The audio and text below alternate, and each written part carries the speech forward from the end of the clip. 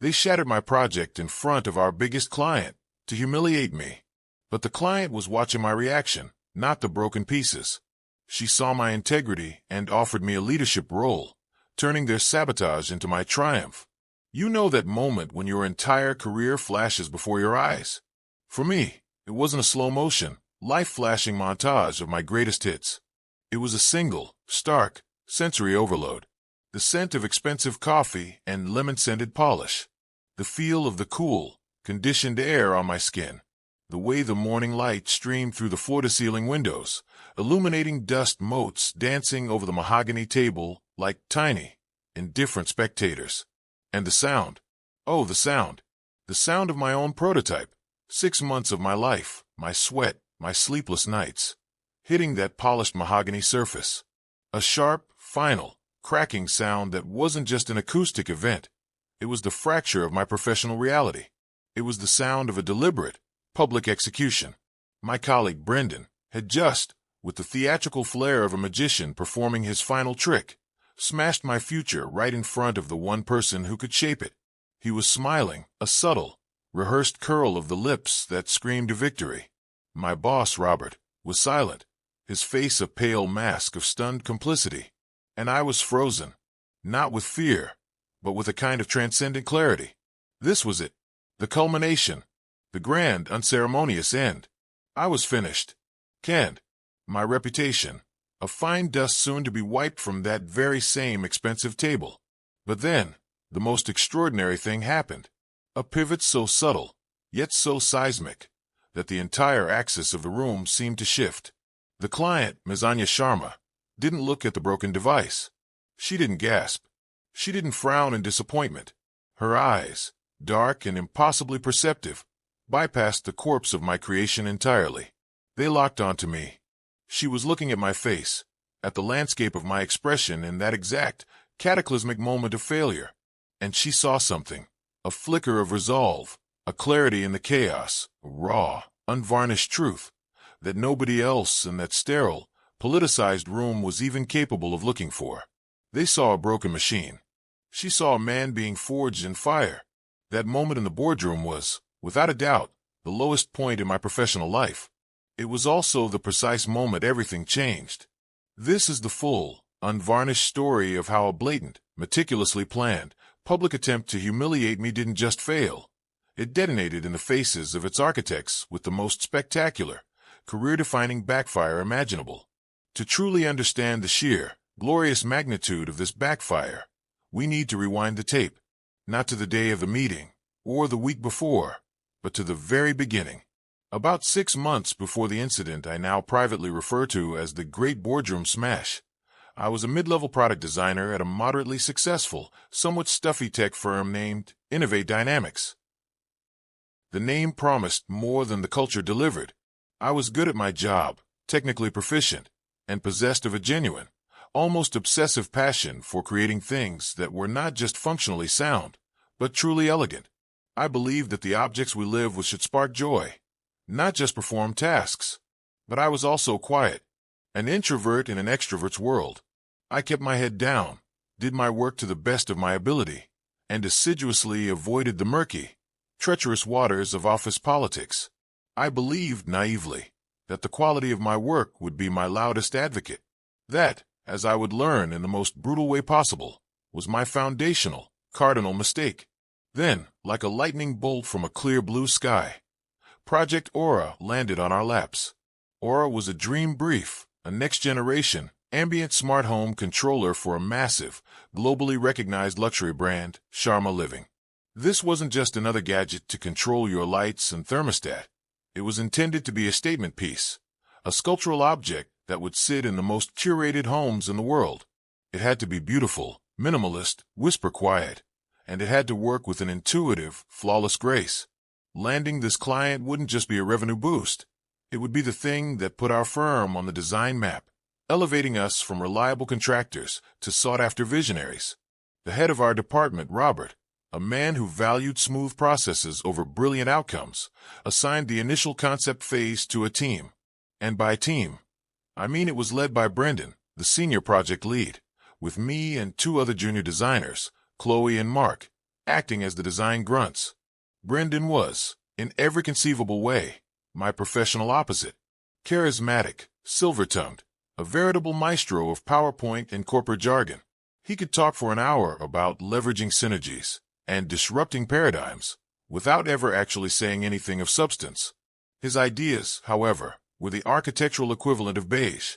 They were always safe, derivative, a slightly shinier version of what was already saturating the market. He was a follower, expertly polished to look like a leader. During our initial brainstorming sessions, while Brendan was sketching yet another rectangular touchscreen on the whiteboard, I had this feeling, a nagging, insistent idea that refused to be quiet. What if we threw out the screen altogether? What if the device was a seamless, opaque disc, about the size of a small plate, that looked less like a piece of tech and more like a piece of minimalist art from some future museum? When inactive, it would be a simple, beautiful, sculptural object. But when you approached it, it would use a combination of thousands of laser-cut microperforations and a bespoke, targeted LED array to become an interface, displaying the time, weather, or notifications as if they were magically floating in the empty space at its center. No buttons, no visible seams, just pure emergent light. My heart hammering with a mix of excitement and terror, I presented the idea to Brendan in a private one-on-one. I laid out my sketches, my crude early simulations. He listened, steepling his fingers, his expression neutral. When I finished, he let the silence hang in the air for a moment too long before he scoffed. It was a soft, dismissive sound. "It's interesting, Alex. Truly. But it's unproven. The technical hurdles are a significant liability. The cost of that microperforation alone." He shook his head. "We need to pitch something practical, something we know we can deliver, something safe." In other words, he didn't understand it, couldn't control its narrative, and was therefore afraid of it. His vision was a simple, high-resolution touchscreen embedded in a nicely machined aluminum enclosure. Competent, boring, safe, but I couldn't let it go. The idea had taken root in my mind, and it was growing, consuming my thoughts. It felt right. So, I did something that, in the corporate world, is either incredibly brave or terminally stupid. I became a midnight artisan. I spent my nights, my weekends, my own savings on specialized components and 3D printing resin. My apartment transformed into a clandestine workshop. There were circuit boards on the kitchen counter, soldering irons next to the stove, and lines of code flickering across my laptop screen long after the city outside had gone to sleep. The first prototype was Frankensteinian, a mess of wires and hot glue stuffed inside a rough, 3D printed shell. The software was a buggy nightmare. But one night, at 3:17 a.m., I waved my hand over it, and the time, 3:17, glowed to life, suspended in the center of the disk. It was hazy, it flickered, but by God, it worked. The magic was there, alive and breathing in my own hands. The day of the big internal review with Robert arrived. Brendan presented his safe, boring tablet with his characteristic polish. Robert nodded along, making polite, non-committal noises. It was going exactly as Brendan had planned. Then, as Robert was gathering his notes to leave, my mouth went dry. My heart was a frantic drum against my ribs. I heard my own voice, shaky but clear, cut through the air. I have an alternative concept I've been exploring in my spare time. If I could just have 2 minutes. I will never forget the look on Brendan's face. The polite, professional mask didn't so much crack as it sublimated, revealing a flash of pure, unadulterated fury beneath. It was gone in a nanosecond, but I saw it. I plugged in my rough prototype, held my breath, and demoed it. The room was plunged into a profound silence. Robert leaned forward, his eyes wide. He watched the ethereal numbers float in the disk. "My God, Alex," he finally breathed. That's it. That's what we're pitching to Sharma. Not the tablet. This. I felt like I was floating, untethered from gravity. This was my moment, the validation of every sleepless night and every doubted instinct. But when my eyes inadvertently met Brendan's, the temperature in the room plummeted. I had not just presented an alternative idea. I had publicly undermined him, challenged his authority, and exposed the paucity of his own imagination. In his eyes, I hadn't just committed a mistake. I had committed an unforgivable sin. Winning the internal pitch should have been the start of something amazing, a golden era of innovation. Instead, it was the beginning of a 6-month-long, grinding Cold War. The bitter pill for Brendan was that Robert, in his infinite wisdom, kept him on as the project lead. His role was now to manage the client relationship and the project timeline, a corporate euphemism that meant I would do all the actual, hard, technical work, and he would get to be the face of the project, the polished intermediary between my genius and the client's checkbook. My professional life devolved into a Kafkaesque cycle of deliberate obstruction. The sabotage was insidious, a masterpiece of plausible deniability. I would be on the cusp of solving a critical firmware issue that was causing a 0.2-second latency in the gesture recognition, a latency that made the device feel clumsy instead of magical, and Brendan would swoop in with an urgent, top-priority task. Alex, I need you to drop everything and build a deck for me about our corporate vision for the next decade. Really make it pop. He systematically isolated me from the client. All communication with Sharma Living was funneled through him. My detailed, weekly technical updates, filled with hard-won progress and honest assessments of challenges, would be eviscerated, dumbed down into a soup of corporate buzzwords, and presented by Brendan in meetings as his own strategic insights. We're proactively leveraging agile methodologies to pivot around the gesture recognition paradigm, he'd say, which translated to, Alex is still trying to fix the lag. The technical sabotage was even worse, because it attacked the very heart of the project. I'd submit a precise request for a specific, high-grade microcontroller capable of handling the complex rendering for the floating display. The purchasing department would receive a clarification from Brendan, and a week later, I'd be handed an underpowered, cheaper alternative, setting me back weeks as I was forced to rewrite and optimize code for inferior hardware. I'd have a critical, scheduled alignment meeting with the firmware team, and Brendan would conveniently schedule a mandatory, all-hands team-building workshop at the exact same time. He was a master gaslighter, building a careful, consistent narrative for Robert and anyone else who would listen. That Alex, the creative genius, was a brilliant but unreliable artiste, difficult to work with, prone to over-engineering, and that his fancy, fragile prototype was more trouble than it was worth. There were moments, in the deep of the night, staring at a stubborn line of code, where I started to doubt my own perception. Was I being paranoid? Was I the problem?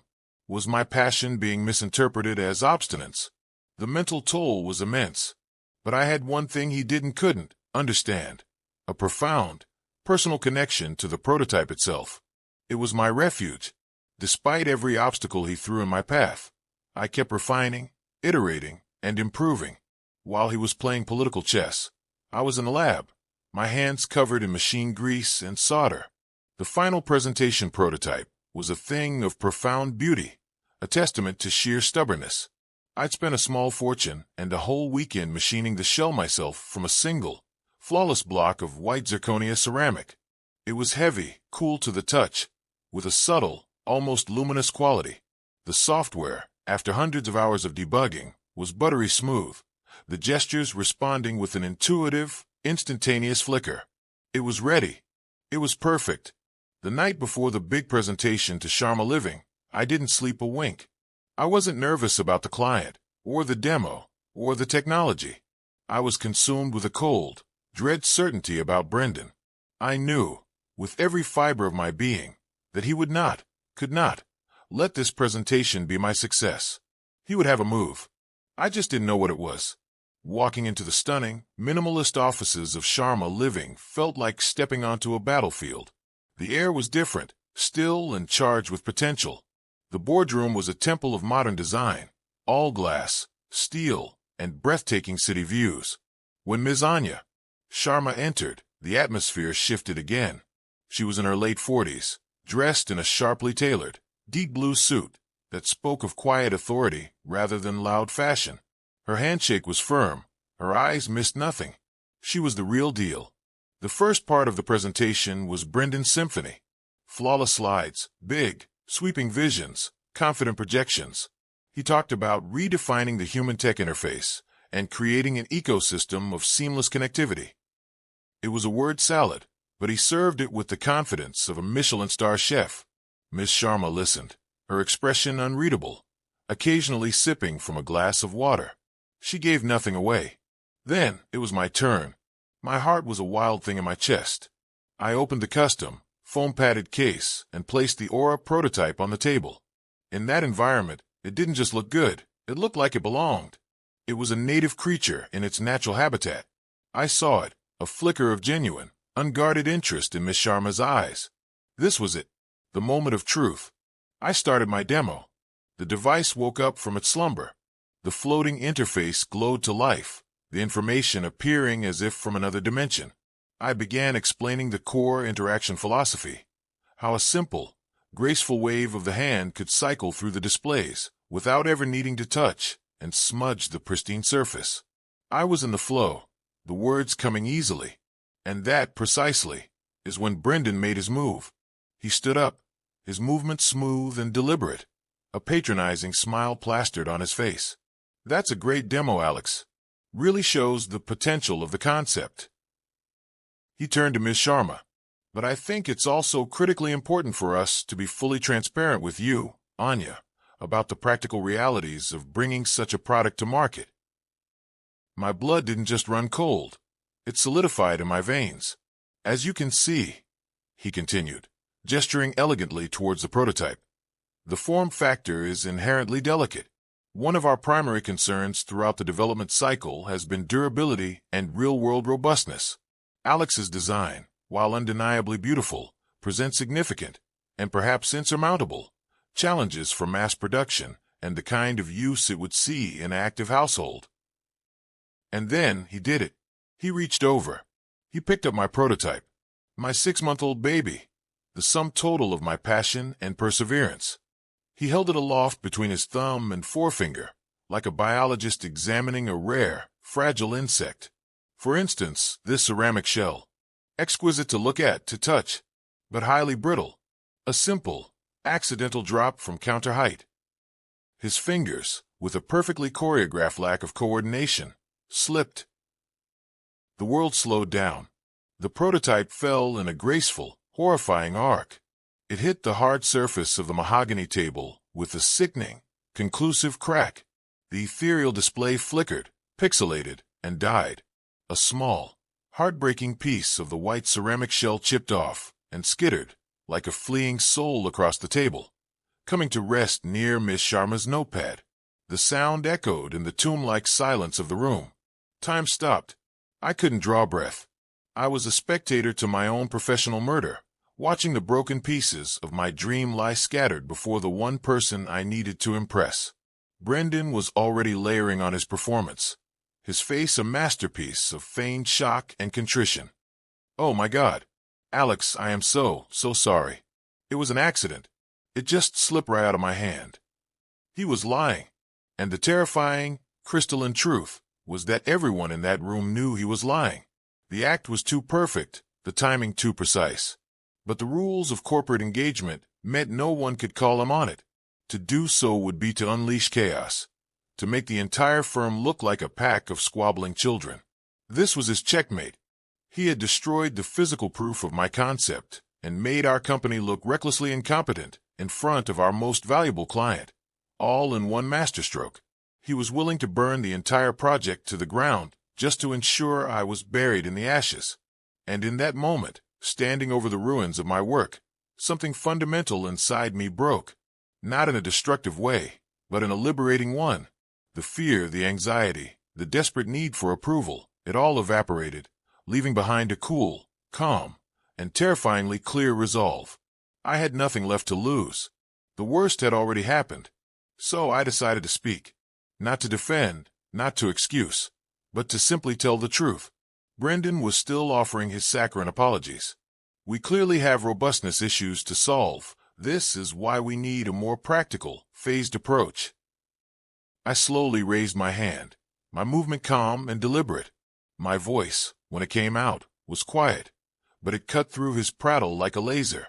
"Brendan, please stop." I turned my entire body away from him, physically dismissing him. I looked directly into the eyes of Anya Sharma. "Miss Sharma, What you just witnessed was not a demonstration of a product failure.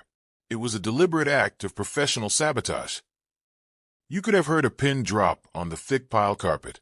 The air was sucked out of the room. Brendan began to sputter. "Alex, that's an outrageous and unprofessional." But Miss Sharma raised a single, impeccably manicured finger. She didn't look at him. She didn't say a word. Just that one, silent, imperious finger. And his protest died in his throat. She held my gaze, her expression still unreadable, but her focus was absolute. "Please," she said, her voice low and steady. "Continue." And so I did. I had no slides, no working prototype, no visual aids. All I had was the unassailable, documented truth. I became a conduit for the facts. The device you just saw broken was a fully functional alpha prototype. It was not, as has been implied, fragile by design. The final production model was always slated to use a reinforced, glass-filled polymer composite with the same ceramic coating, which has passed all standard mil-spec durability tests for impact and stress. This specific unit was a hand-machine presentation model, prioritized for aesthetic appeal. But its destruction was not about revealing a technical flaw. It was a tactical decision to prevent you from seeing it work as intended, and to discredit its creator. I then turned my head, just enough to address Brendan. I didn't raise my voice. I was a scientist presenting data. "Brendan, you have actively and systematically obstructed Project Aura for the past 6 months. You deliberately ordered inferior, under-spec components to create performance bottlenecks and manufacturing delays. You explicitly blocked all my attempts at direct technical communication with the client to control the narrative and present my solutions as your own strategic directives. And when you realized you could no longer stop this prototype from succeeding on its own merits, you chose to physically break it in front of our most important client. Your goal was to discredit me and preserve your own position as the indispensable leader, even if it meant torpedoing this multi-million-dollar account for our entire company." And then I laid it all out. I didn't speak in generalities. I cited specific dates. On May 14th, you overrode my request for the XT870 processor, ordering the inferior Z330 model instead, which set back the display rendering optimization by 3 weeks. I recited specific part numbers from purchase orders. I quoted the subject lines of emails he'd sent to scheduling, creating conflicts for critical engineering meetings. I had documented everything, not as a premeditated weapon for this moment, but as a diary of my own sanity, a log to prove to myself that I wasn't going mad. In this moment, that personal ledger became the most powerful weapon in the room. When I finished, the silence returned, heavier and more profound than before. I had just committed the ultimate corporate sin. I had aired the dirty laundry, broken the fourth wall, and set our internal drama on the stage for the client to see. I was 100% certain I had just ended my career at Innovate Dynamics. I stood there, waiting for the axe to fall. But then, Ms. Sharma did something that redefined my understanding of leadership. She didn't look at the sputtering Brendan. She didn't glance at my pale, horrified boss Robert.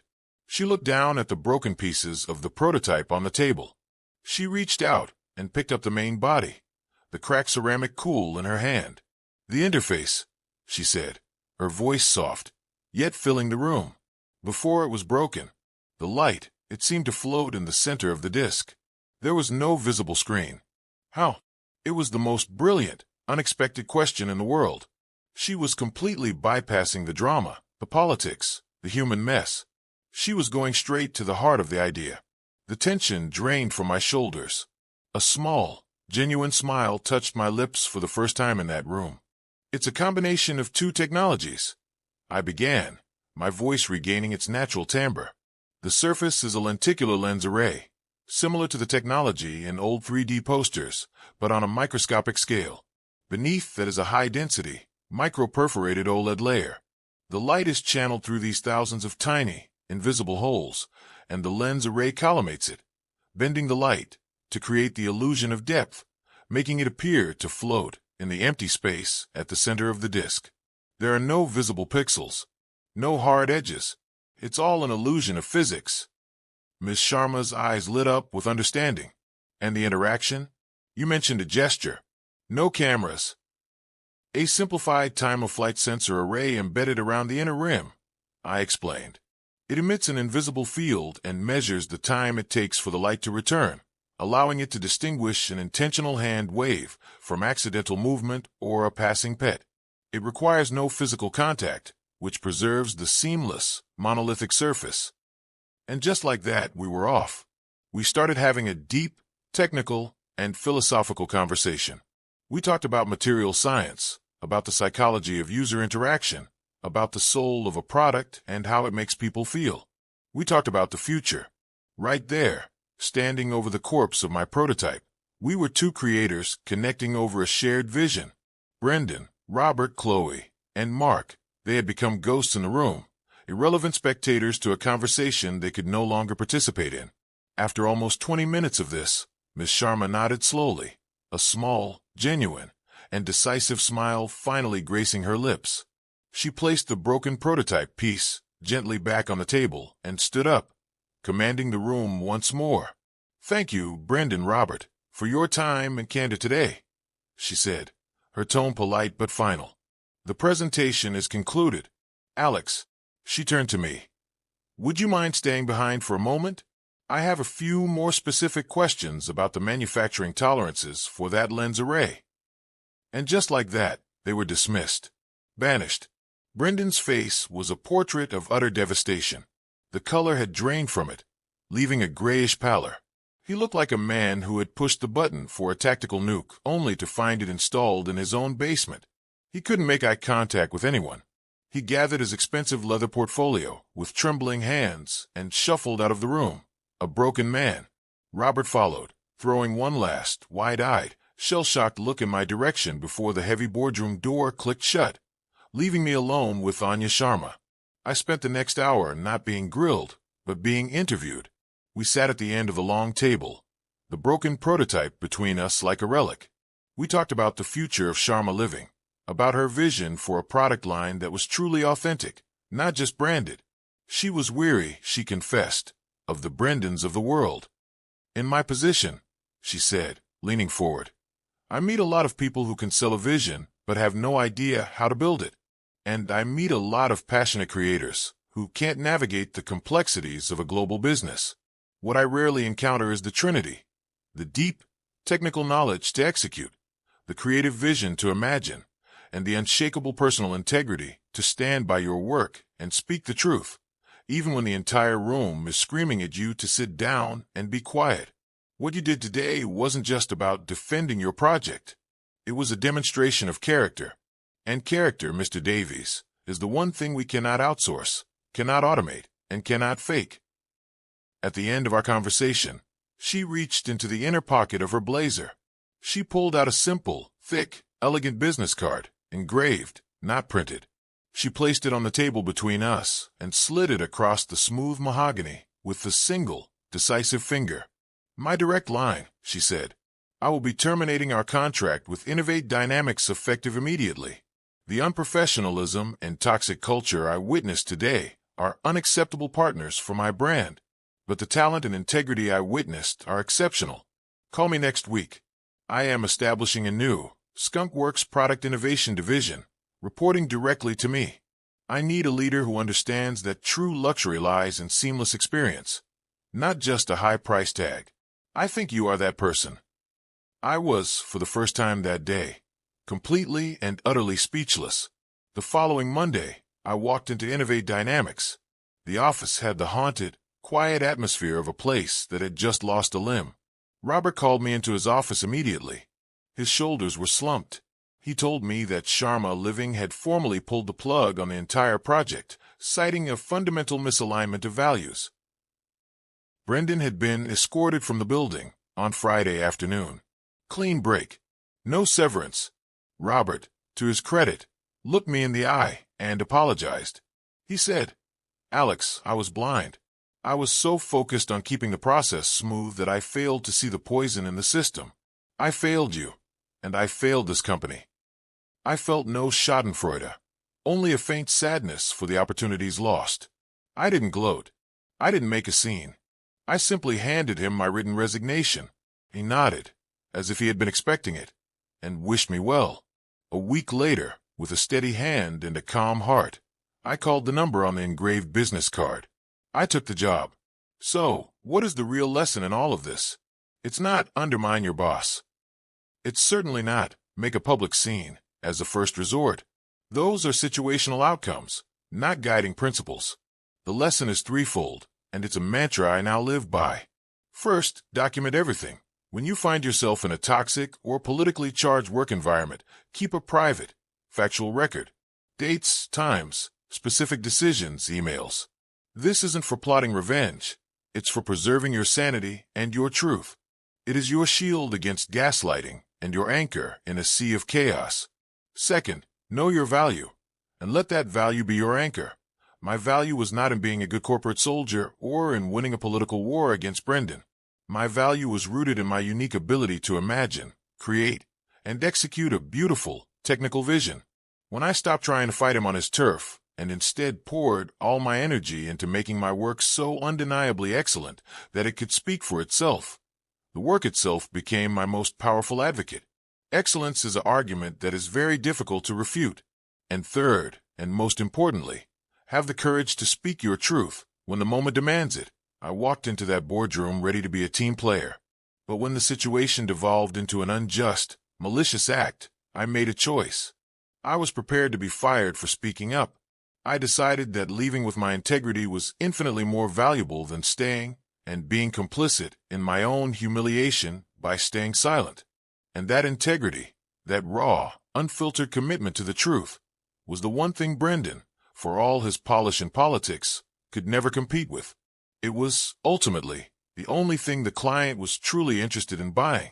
They tried to embarrass me, to shatter me in front of an audience. But in their short-sighted malice, they handed me a stage, a microphone, and a story so compelling it could not be ignored. And the sound of that backfire, it wasn't an ending. It was the first, resonant note of a new beginning.